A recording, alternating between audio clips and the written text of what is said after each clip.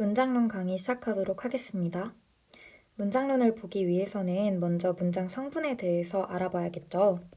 문장 성분은 품사론 할 때 잠깐 언급을 먼저 했었는데 품사랑 절대 헷갈리시면 안 되고 일단 주성분, 부속성분, 그리고 독립성분으로 나누어서 살펴볼게요. 주성분은 말 그대로 이제 문장에서 주된 역할을 하는 성분들을 주성분이라고 부릅니다. 주성분에는 4가지의 문장 성분이 있는데 먼저 주어. 주어는 동작 또는 상태의 주체를 나타내는 문장 성분이에요. 옆에 있는 예시 문장에서 영희는 귀엽다. 이때 영희는이 주어가 되겠죠? 귀엽다는 서술어입니다. 다음으론 목적어. 서술어의 동작 대상이 되는 문장 성분이에요. 예문 한번 볼게요. 영수는 밥을 먹는다. 그럼 이때 이 먹는다라는 서술의 주체는 영수가 되어서 주어고요. 이 먹는 대상은 밥이기 때문에 밥을이 목적어로 사용되었습니다.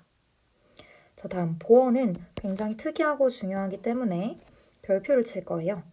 서술어가 되다, 아니다 일 때 주어가 아닌 문장 성분을 보어라고 볼 건데요. 자, 옆에 있는 예문 보도록 하겠습니다. 나는 학생이 아니다.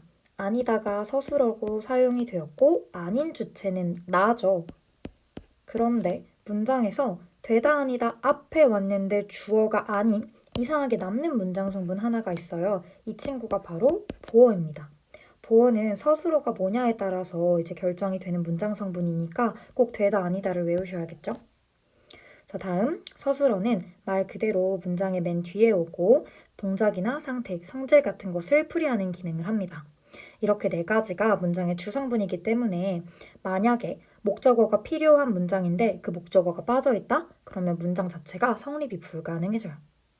자, 다음은 부속성분. 주성분과 달리 뭔가를 꾸며주는 역할이기 때문에 정말 일부를 제외하고는 문장에서 생략되어도 괜찮은 성분들입니다.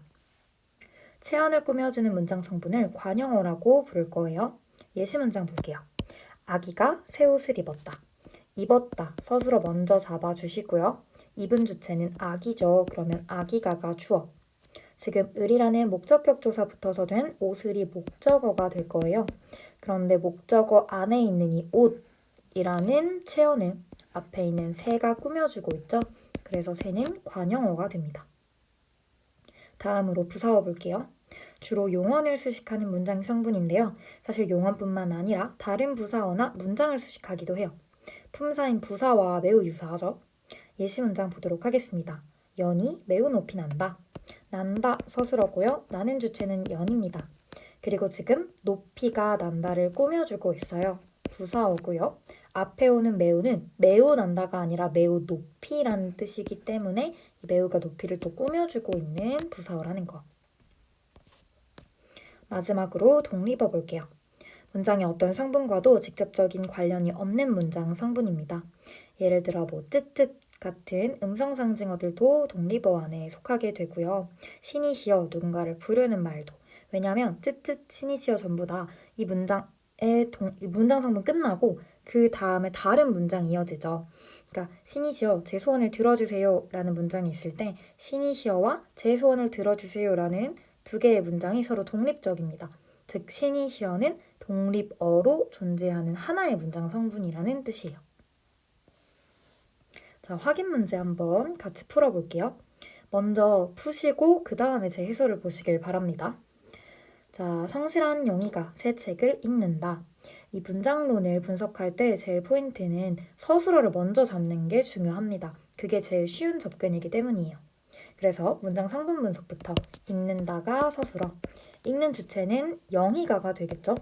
그리고 책을 목적어, 이렇게 주성분부터 잡고 나서 그 주성분들을 꾸미는 부속성분들을 가려내 보도록 할게요. 주어 앞에 지금 성실한이라고 보이시죠? 즉 영희가 가운데 있는 영희를 성실한이 이렇게 꾸며주고 있어요. 그러니 이 친구의 문장 성분은 관형어가 됩니다. 다음으로 새가 책이라는 지금 목적어 사이에 있는 또 체언을 꾸며주고 있는 거 보이시죠? 그러니까 새도 관형어가 되겠죠. 이 밑으로는 품사를 분석해 볼게요. 자, 품사 분석과 문장 성분 분석 많이 헷갈릴 텐데 집중. 성실하는요, 결국에 성실하다의 어간인 성실하에 니은이라는 어미가 붙어서 관형어가 된 거예요. 이렇게 어간과 어미를 여전히 분리할 수 있다는 건 성실한의 품사, 여전히 형용사라는 겁니다. 관형사로 파생된 게 아니라 잠깐 형용사가 관형어로 기능하고 있었을 뿐이기 때문이에요. 뒤에 영희가는 지금 명사에 주격조사가 붙은 형태죠. 다음 새 같은 경우는 이그저세연 기억나시죠? 이 친구는 품사 자체가 관형사인 친구입니다. 책을 역시 명사 플러스 격조사인데 이번엔 을이라는 목적격 조사. 마지막 읽는다는요. 가운데 지금 는이 들어가는 걸 보니까 동사와 형용사 중에서 동사에 해당이 되겠죠. 밑에 문장도 한번 해볼게요. 문장 성분 분석부터. 그는 커서 멋진 의사가 되었다. 되었다의 서술어 체크하시고요. 주어는 그는입니다. 왜냐면 그가 된 거니까요. 그런데 지금 문장을 보니까 맨 끝에 있는 서술어 말고 문장 중간에 서술어가 하나 더 보이지 않아요? 그는 커서 이 두 개가 주어 서술어 관계가 한 번 이루어지고요. 생략이 되어 있어서 그런 건데 여기에 그는이라는 주어가 한 번 더 들어가게 될 거예요. 그는 커서 그는 멋진 의사가 된다 라는 문장이기 때문입니다. 자, 그러면 그는 커서 말고 뒤에 문장 한번 분석해 볼게요. 되었다 서술어, 그리고 앞에 생략되어 있는 그는이 주어, 가운데 있는 멋진 의사가를 해석해 보면 되겠죠. 우리 되다 아니다 앞에 오는데 주어가 아닌 것을 뭐라고 하기로 했죠? 바로 주성분 중에 하나인 보어라고 하기로 했습니다. 그래서 의사가는 보어, 그 다음에 멋진이 의사가라는 보어 속에 의사라는 명사를 꾸며주고 있죠. 그렇기 때문에 멋진은 관형어가 됩니다. 품사 살펴보도록 할게요. 그는 지금 명사 뒤에 는은 보조사라는 거 기억나시죠? 커서 큰다가 되기 때문에 동사입니다. 다음 그는 같은 경우에 또 이제 명사 보조사가 되어 있었을 거고 멋지는요. 이 친구도 성실함과 마찬가지로 멋지다가 활용된 거기 때문에 여전히 형용사라는 거. 의사가는 명사 뒤에 주격조사 아니죠. 얘는 복격조사에 해당합니다. 주격조사랑 복격조사 형태가 동일하기 때문에 꼭 문장 성분의 분석이 우선되어야 한다고 말씀을 드렸던 것 같아요. 마지막 되었다, 된다가 되기 때문에 동사입니다. 넘어가 보도록 할게요. 다음으로는 문장의 짜임을 살펴볼 거예요. 우리 단어도 단일어, 복합어 나누었던 거 기억나시죠? 마찬가지로 문장도 주어와 서술어가 몇 번 등장하냐에 따라서 혼문장과 견문장으로 분류할 수 있습니다. 혼문장은 말 그대로 주어 서술어 관계가 한 번만 나타나는 문장이에요. 철수는 밥을 먹었다. 주어는 철수고요. 그리고 서술어는 먹었다죠. 그 사이에 어떤 보어나 목적어가 들어가는 것과 상관없이 주어 수어 관계가 한 번만 나타나면 혼문장이 됩니다. 이와 반대로 주어 서술어 관계가 두 번 이상 나타나는 문장이 견문장인데 이 견문장을 또 둘로 구분할 수 있어요. 하나는 이어진 문장, 하나는 아는 문장입니다. 자, 이어진 문장도 두 개로 나뉘는 거 보이시죠? 이어질 때 대등하게 이어질 수도 있고 종속적으로 이어질 수도 있대요. 대등하게 이어진 경우에 나열되거나, 즉 이것은 장미꽃이고 저것은 국화꽃이다. 정보의 나열이죠. 대조, 나는 밥을 먹었고 그는 빵을 먹었다. 죄송해요. 이것도 나열이겠네요. 지만 같은 거를 붙여볼게요. 나는 밥을 먹었지만 그는 빵을 먹었다. 이렇게 되면은 나는 밥을 먹은 거고 너는 빵을 먹은 게 지만 때문에 확실히 대조가 되죠. 혹은 선택이 있을 수 있습니다. 이걸 고르던지 아니면 저걸 골라라. 이렇게 든지라는 형태의 어미도 존재한다는 거.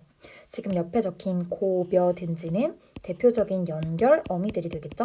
대등하게 이어주는 연결 어미의 예시입니다.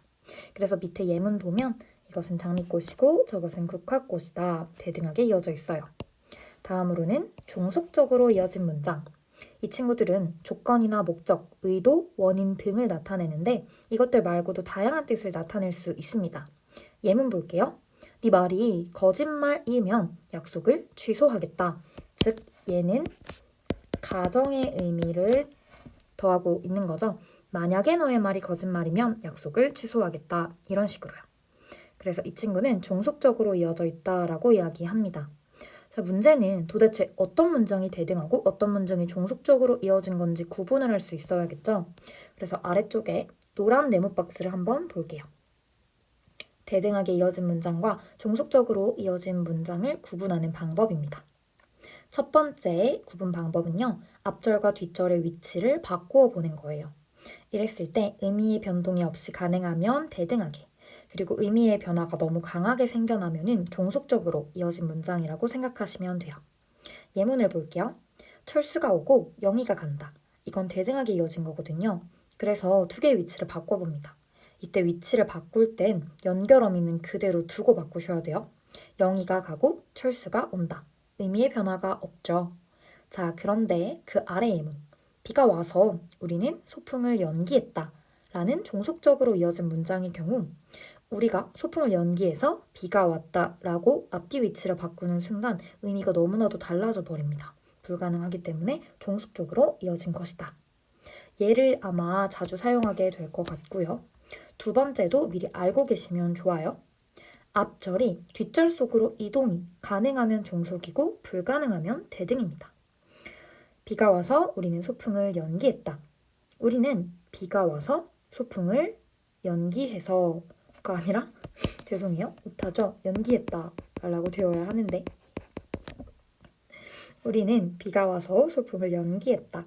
이렇게 앞에 있던 문장이 뒤에 문장 속으로 들어가도 의미의 변화가 없습니다. 자연스럽죠.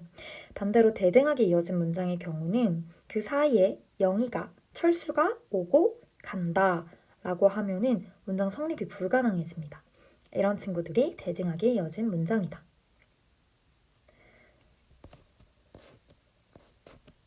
다음으로 아는 문장을 살펴볼게요. 아는 문장은요. 다른 문장 속에 들어가서 하나의 문장 성분으로 쓰이는 혼문장을 안고 있는 문장이다. 정의가 조금 어려워요.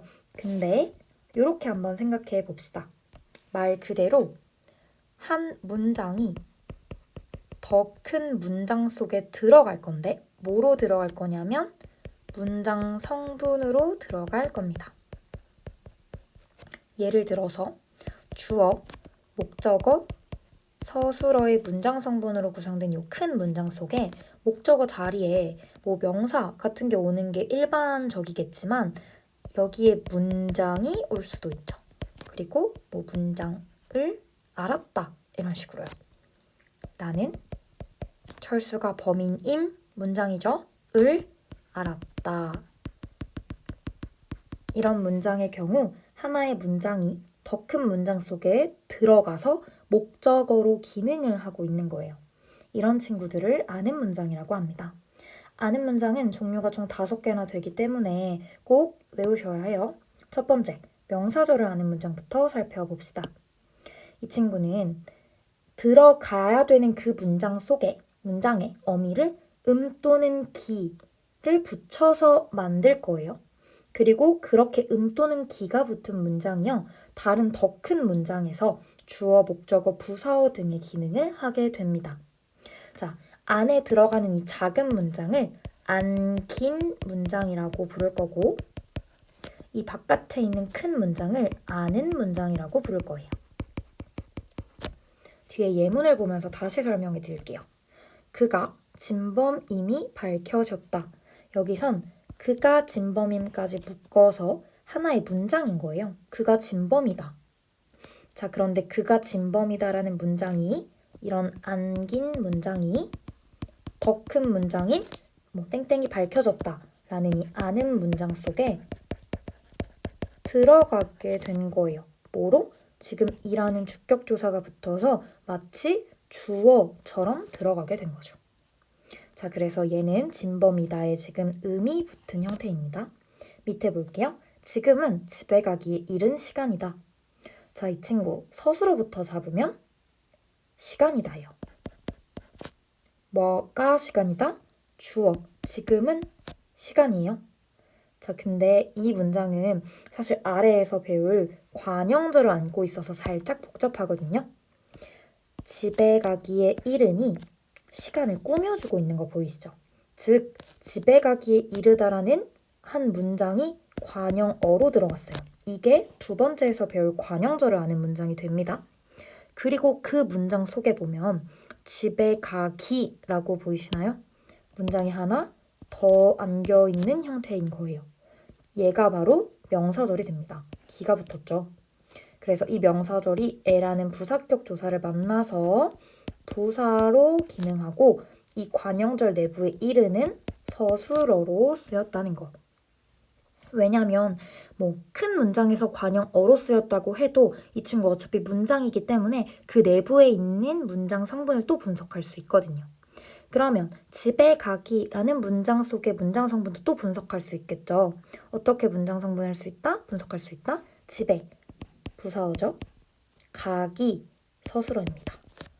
이렇게 또 분석을 할 수 있다는 거예요. 자, 다음 관형절을 아는 문장입니다. 사실 이 친구가 제일 흔하게 쓰이는 아는 문장인 것 같아요. 관형사형어미 은는 을던 네 가지를 외워주시면 되고요. 문장의 끝에 은는 을던이 붙어서 서술어가 활용되고 그 문장이 더 큰 문장에서 관형어로 기능을 하게 됩니다. 자, 이 책은 내가 어릴 때 읽은 책이다. 서술어 책이다. 뭐가? 이 책은. 주어가 책이다 라는 문장입니다. 그러면 내가 어릴 때 읽으니 책이다를 꾸며주고 있는 거예요. 지금 은는 을던 중에 은이 붙은 거 보이시죠? 그러면 이 친구도 문장 내부를 또 볼 수 있겠죠. 한 번 더 관형절이 안겨 있어요. 내가 어리리 이번엔 때를 꾸며줍니다. 자, 내가 어리다라는 문장이 때를 꾸며주고 내가 어릴 때 읽다라는 문장이 책을 꾸며주고 있는 이중관계라는 거죠. 문장 성분을 또 분석해보면 읽은은 지금 관형어로 사용이 되고 있는 거죠. 내가 어릴 때 읽은이라는 문장 전체가 그 내부 또 분석해보도록 하겠습니다. 내가 어리리 관형어로 쓰였고 때 뒤에 사실 애가 왔어야 되는데 생략된 거니까 부사어 그리고 있다라는 서술어. 다음 내가 어리다라는 또 문장 내부도 분석할 수 있겠죠? 주어, 어리다, 서술어의 관계가 드러나고 있는 거예요. 밑에 문장, 이 책은 내가 나중에 읽을 책이다. 얘는 하나밖에 안 안겨있기 때문에 보다 쉽습니다. 이 책은 주어, 물론 앞에 있는 이는 관형어겠죠? 책이다 서술어, 내가 나중에 읽으리 책을 꾸며주고요. 관형어로 기능합니다. 문장 내부 분석해볼게요. 내가 주어, 나중에 부사어, 있다, 서술어. 이렇게 관형절이 하나만 남긴 문장이다. 세 번째, 부사형 전성어미 볼 건데요. 자, 이 친구에서요. EX 지워주세요. 옛날에는 이제 뭔가 관용적으로 이라는 부사형 전성어미를 인정했었는데 사전에 등재되지 않아서 우리는 이제 이라는 부사형 전성어미는 없다라고 배울 겁니다. 대신에 3개, 개, 도록, 드시를 외워주세요. 자, 그래서 지금 요 예문에서도 사실 두 번째랑 세 번째 예문은 X 쳐줄 거예요. 왜냐하면 이가 사용된 부사형 전성어미가 이가 사용된 문장들인데 이 친구는 학교에서도 교육과정에서도 설명하기가 굉장히 애매한 친구라서 우리도 지금은 보지 않을게요. 대신에 첫 번째 예문 보도록 하겠습니다. 장미꽃이 예쁘게 피었다. 피었다 서술어죠. 장미꽃이 주어입니다. 그리고 예쁘게 이거 그냥 쌤 부사어 아니에요? 라고 볼 수 있는데요. 사실 예쁘게의 품사를 얘기하라고 그러면 우리 형용사라고 얘기할 수 있잖아요. 이렇게 형용사의 활용형이 부사어로 쓰인 경우 한 단어만 나와 있어도 이 친구 문장입니다. 장미꽃이 예쁘다라는 문장이 들어가 있는 거예요. 그런데 장미꽃이 겹치니까 안에 있는 장미꽃이 삭제된 거고요. 즉, 이 예쁘게는 부사어로 사용된 부사절이었습니다. 문장이었어요. 그럼 이 문장 내부 분석하면 서술어요 이렇게 말할 수 있겠죠. 개도록 드시 중에서 개가 붙어서 부사절로 사용된 예시입니다. 그러면 관형절도 사실 마찬가지예요. 만약 예쁜 소녀가 있다 라는 문장이 있으면 이 친구 혼문장이다, 견문장이다? 견문장이라는 거죠. 소녀가 있다, 주어 서술어인데 앞에 있는 예쁜이 소녀를 꾸며주죠. 그런데 이 친구 예쁘다라는 형용사가 활용된 겁니다. 즉 관형 절이 관형어로 사용되어 있는 거예요. 이 문장 내부는 원래 소녀가 예쁘다였겠죠. 그래서 지금은 생략되어 있는 소녀가가 주어였을 거고 예쁘다가 서술어였을 관계가 안겨있다라고 생각하시면 돼요. 이렇게 되겠죠. 자, 네 번째 서술절을 아는 문장입니다. 이 친구 별표 칠게요. 왜냐면 특별한 표지가 없어요. 무슨 말이냐? 우리 위쪽에서는 기, 은는 을던, 개, 도록, 듯이 같이 명사절, 관형절, 부사절을 만드는 표지들을 살펴볼 수 있었는데 서술절은 이런 것들이 없습니다. 단, 마치 문장에서 주어가 2번 드러나는 것처럼 보여요. 이때는 사실 뒤쪽에 있는 문장이 서술어로 기능을 하는 건데 예문을 한번 볼까요? 할아버지께서는 정이 많으시다. 많으시다. 서술어입니다. 그런데 할아버지가 많다. 사실 많은 건 정이 많은 거죠. 그러니까 많으시다의 주어가 할아버지가 아니라 정인 거예요. 근데 할아버지께서는 이것도 지금 주격조사 붙어서 주어잖아요. 이상하다. 주어 서술어처럼 보이는데 원래 문장에서 주어가 2개가 나올 순 없습니다. 그러니까 무조건 주어 하나에 대응하는 서술어 하나가 존재해야 하거든요. 그럼 이건 어떻게 된 거냐?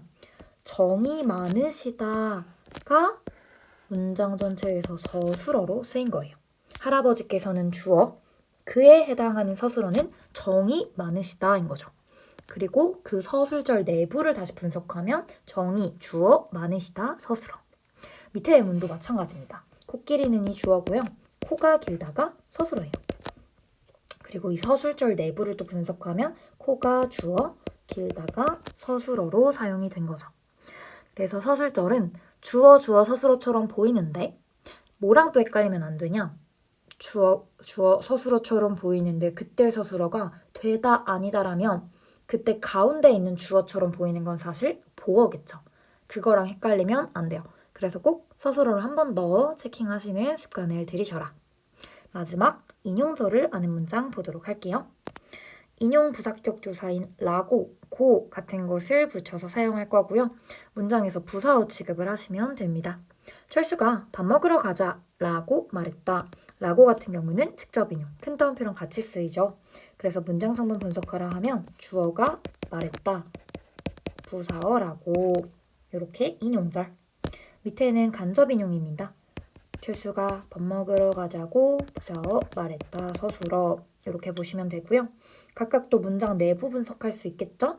밥을 목적어 먹으러 가자가 서술어라고 보시면 됩니다.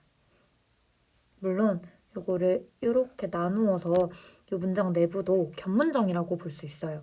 왜냐하면 본용어 플러스 본용어이라서 그러니까 목적어 서술어, 서술어 이렇게 또 2문장이 안에 내부에 있는 건데 이렇게 자꾸 겹쳐있는 문장 같은 경우는 문제를 좀 많이 풀어보고 문장 분석을 많이 해봐야지 익숙해지니까 지금은 그냥 이렇구나 생각하시고 넘어가 보도록 할게요. 자, 뒤쪽에 확인 문제가 있습니다.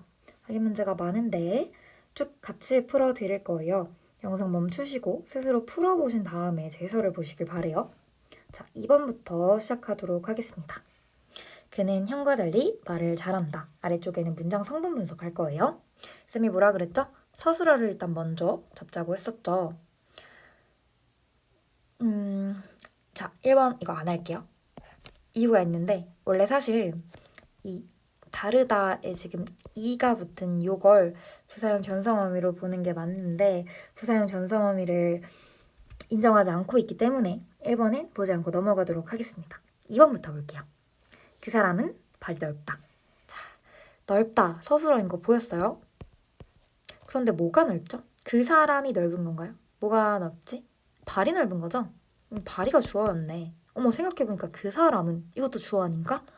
주어 서술어처럼 보이는데 서술어가 되다 아니다가 아니에요.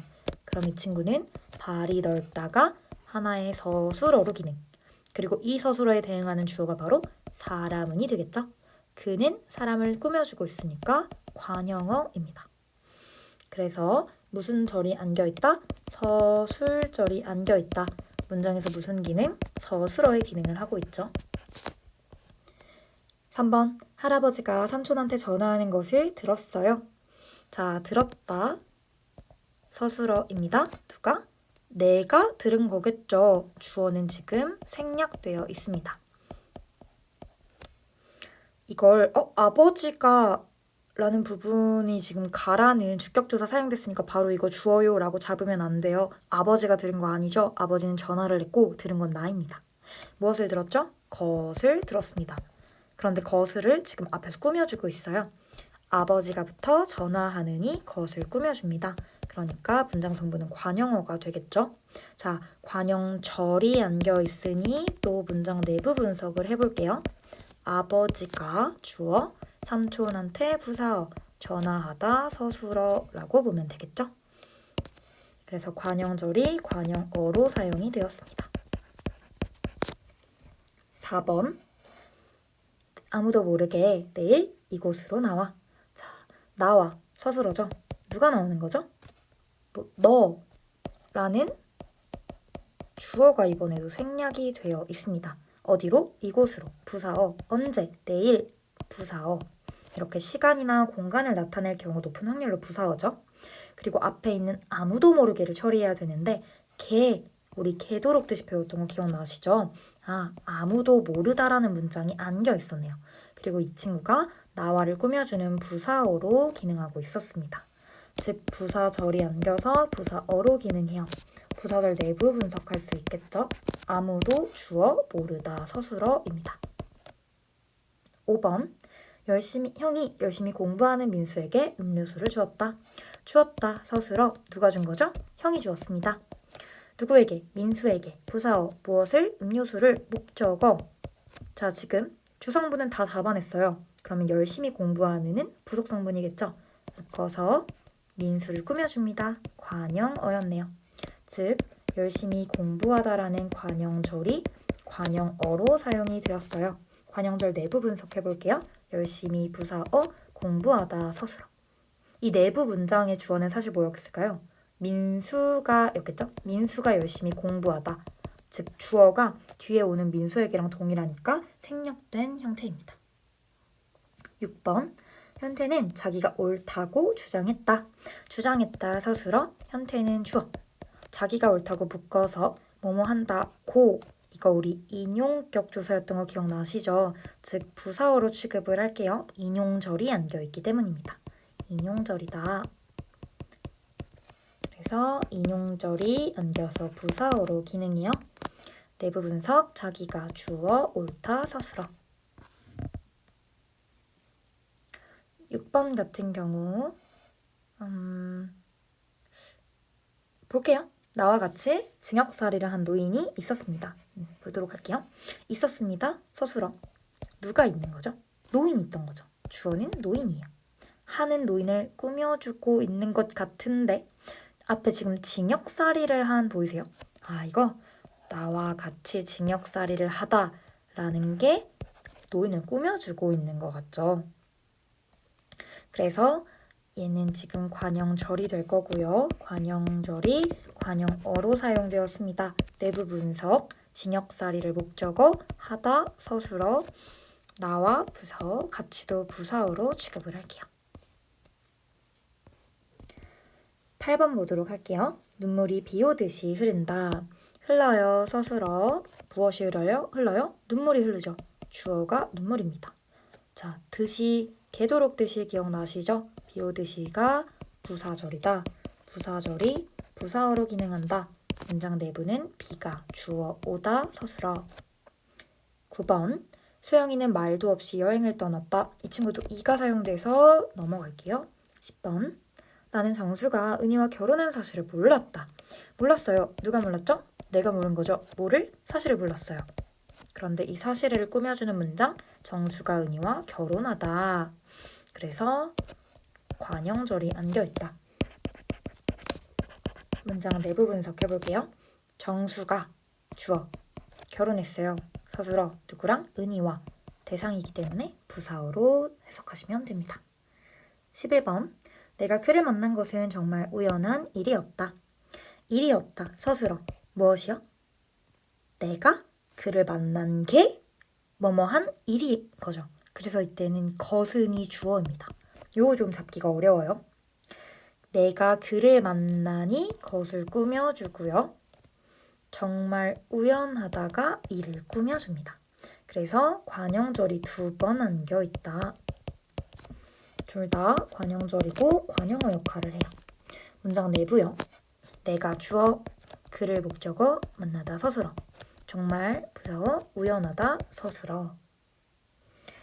12번. 그녀는 손이 크기로 유명해서 잔치마다 불려다닌다. 이 문장도 조금 복잡합니다. 왜냐면 이어진 문장이기 때문이에요. 그러니까 이유, 원인을 나타내는 이제 그녀는 손의 크기로 유명해서 잔치마다 불려다닌다. 종속적으로 이어진 문장이거든요. 잔치마다 불려다닌 원인이 손이 크기로 유명했기 때문입니다. 자, 보세요. 불려다닌다. 하나의 서술어로 볼게요. 어디마다? 잔치마다. 부사어예요. 유명해서 서술어입니다.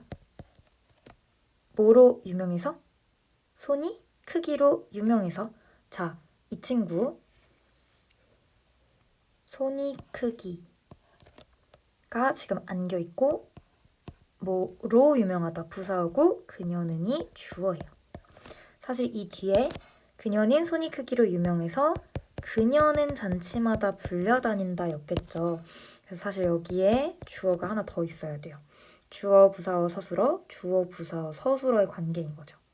그런데 지금 앞에 문장에 부사어 안에 손이 크기라고 기가 사용된 명사절이 또 안겨 있습니다.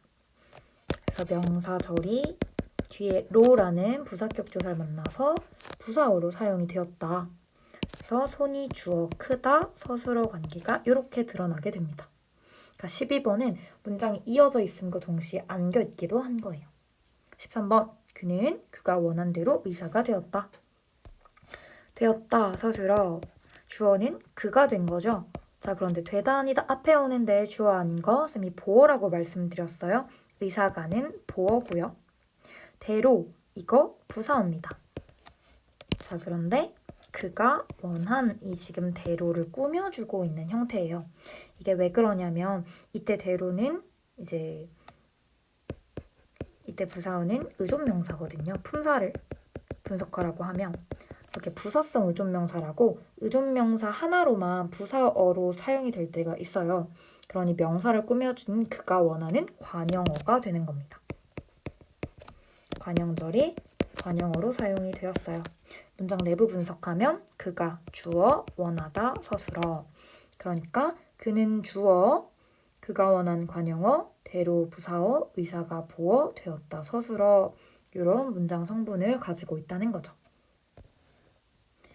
그래서 문장 성분 같은 경우는 그냥 문장을 보면 변태같이 분석해 보려고 달려들어야지 많이 빨리 늘어날 수 있으니까 실력을 늘리기 위해서는 문장 분석을 꼭꼭 해보시길 추천드리고요. 이제 품사론 공부가 끝났으면 문장 분석을 한번 해보고 문장 성분과 헷갈리지 않게 밑에 품사도 한번 분석을 해보는 게 좋겠죠. 넘어가 보도록 할게요.